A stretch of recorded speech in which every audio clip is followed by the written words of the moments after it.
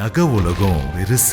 ஒவ்வொரு நகை விலையையும் பார்த்தா உடனே வாங்கிடுவீங்க. இங்க வந்து கம்பேர் பண்ணாதான் தெரியும் உங்களுக்கு எவ்வளவு பெருசா பணம் மிச்சமாகுதுன்னு.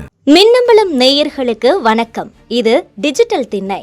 டெல்லி சிபிஐ தலைமை அலுவலகத்துல கரூர் துயரம் சம்பவம் தொடர்பாக 2வது நாளாக நேற்று, அதாவது டிசம்பர் 30 விசாரணை நடந்தது.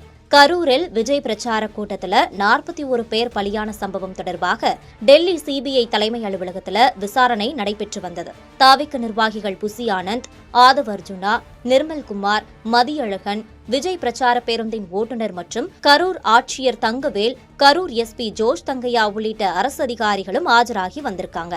முதல் நாள், அதாவது டிசம்பர் 29 சுமார் 9 மணி நேரம் இந்த விசாரணை நடந்தது. 2ஆம் நாளான நேற்று சுமார் 6 மணி நேரம் இந்த விசாரணை நடந்தது.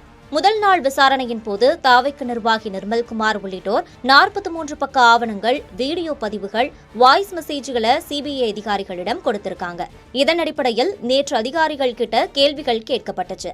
இந்த விசாரணையின் போது அதிகாரிகள் தெரிவிச்ச விவரங்கள் என்னன்னா, நாமக்கல்லில் விஜய் பிரச்சார கூட்டத்தில் பிரச்சனை ஏற்பட்ட போதே சீக்கிரமாக கரூருக்கு வாங்க, கூட்டம் அதிகமாகிக் கொண்டே போகிறது என அறிவுறுத்தல் கொடுத்தோம். ஆனால் தாவிகவின் நிர்மல்குமார், மதியழகன் கேட்கவில்லை. கரூருக்குள் வாகனம் வந்தபோதும் கூட்டத்துக்கு வேகமாக வாங்க என்றுதான் சொன்னோம். சம்பவம் நடந்த வேலுசாமிபுரத்துக்கு முன்னதாகவே விஜய் வாகனத்தை நிறுத்த சொன்னோம். ஆனால் கூட்டத்துக்கு நடுவே விஜய் வாகனம் சென்றது. விஜய் வாகனம் திடீரென அப்படி கூட்டத்துக்குள் சென்றதால் தான் அங்கிருந்தவர்கள் ஒரு பக்கமாக விலக நெரிசல் ஏற்பட்டு சம்பவம் நிகழ்ந்துவிட்டது.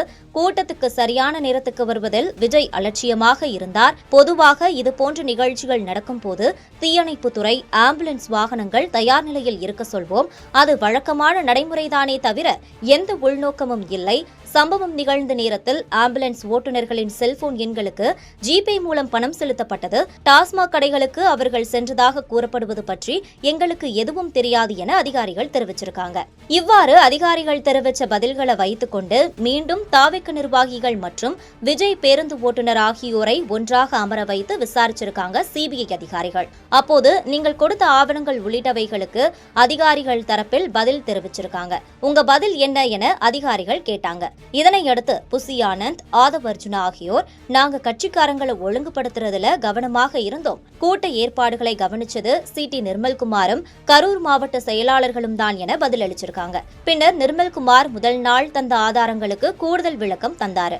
விஜய் பிரச்சார பேருந்தை ஓட்டிய ஓட்டுநரிடமும் சிபிஐ அதிகாரிகள் விசாரணை நடத்தினாங்க. அப்போது கூட்டத்துக்குள் பேருந்தை விஜய் தான் ஓட்ட சொன்னாரா என்பது உள்ளிட்ட கேள்விகளை அதிகாரிகள் கேட்டபோது ஓட்டுநர் ரொம்பவே தடுமாறிக் கொண்டிருந்தாராம். சில நேரங்களில் என்ன பதில் சொல்வது என தெரியாமல் தவித்துக் கொண்டிருந்தார். அப்போது எல்லாம் ஆதவ் அர்ஜுனா குறுக்கிட்டு சில பதில்களை கூறியிருக்காரு. இந்த விசாரணை நடந்து கொண்டிருக்கும் போதே புசி ஆனந்த், ஆதவ் அர்ஜுனா, நிர்மல்குமாரை தொடர்பு கொண்டு விஜய் தொடர்ந்து விசாரித்துக் கொண்டே இருந்தாரு.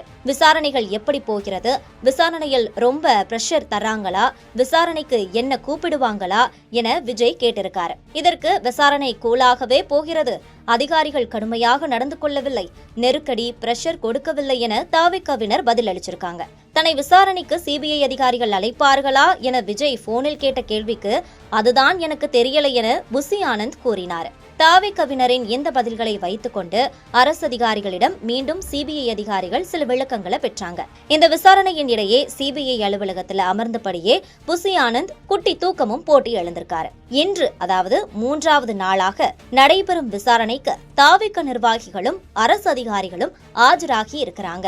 ஒன்னும் பிரச்சனை இல்ல சார் என்று விஜயிடம் கூறினாலும் விசாரணை தீவிரமாகவே போகிறதா? சிபிஐ தரப்புல இருந்து சரமாரியாக கிடுக்குப்பிடி கேள்விகள் வைக்கப்படுவதால தாவேக தரப்புல திணறுகிறார்களாம்.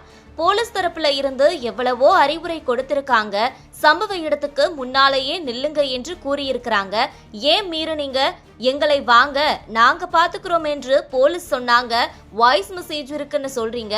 ஆனா பஸ்ல இருக்கிற சிசிடிவி கேமராவில ரெக்கார்டு வசதியும் இருக்கு. அதுல போலீஸ் வர வேண்டாம்னு சொல்றப்போ நாங்க அங்கதான் வருவோம்னு புசி ஆனந்த் பேசுறது பதிவாகி இருக்கு. இதுக்கு என்ன சொல்றீங்க என்று கிடுக்குப்பிடி போட்டதும் மிரண்டு விட்டாராம் புசி. அதோட விடலையாம். ஏன் லேட்டா வந்தீங்க? கூட்டம் சேரட்டும்னு வெயிட் பண்ணீங்களா என்று கேட்டார்களாம் சிபிஐ அதிகாரிகள். உச்சகட்டமா ஒரு கேள்வியை கேட்டவுடன் ஆடி போனாராம் ஆதவ். கரூர்ல 41 பேர் பலியானாங்க. விஜய் ஸ்பாட்டுக்கே போகல. ஆனா உயிரிழந்தவர்களின் குடும்பத்தினர் உறவினர்களோடு வீடியோ கால்ல பேசியிருக்காரு. இது சாட்சியை கலைக்கிற வேலை இல்லையா என்றார்களா? பதில் சொல்ல முடியாம திணறியதாம் தாவிக தரப்பு. கரூர்ல கலெக்ட் பண்ணின ஏராளமான தகவல்களையும் கையில் வைத்திருக்கிறதாம் சிபிஐ. அதன்படியும் கேள்விகள் கேட்கப்படுகிறதா? ஆக தாவேக நிர்வாகிகளிடம் சிபிஐ நடத்திய விசாரணை முடிவடைந்தது. இன்று 1.5 மணி நேரம் விசாரணை நடத்தப்பட்டிருக்கிறது என்பது குறிப்பிடத்தக்கது. நகை உலகம் பெருசு. ஒவ்வொரு நகை விலையையும் பார்த்தா உடனே வாங்கிடுவீங்க. இங்க வந்து கம்பேர் பண்ணாதான் தெரியும் உங்களுக்கு எவ்வளவு பெருசா பணம் மிச்சமாகுதுன்னு. மின்னம்பலம்.com தமிழின் முதல் மொபைல் பத்திரிகை.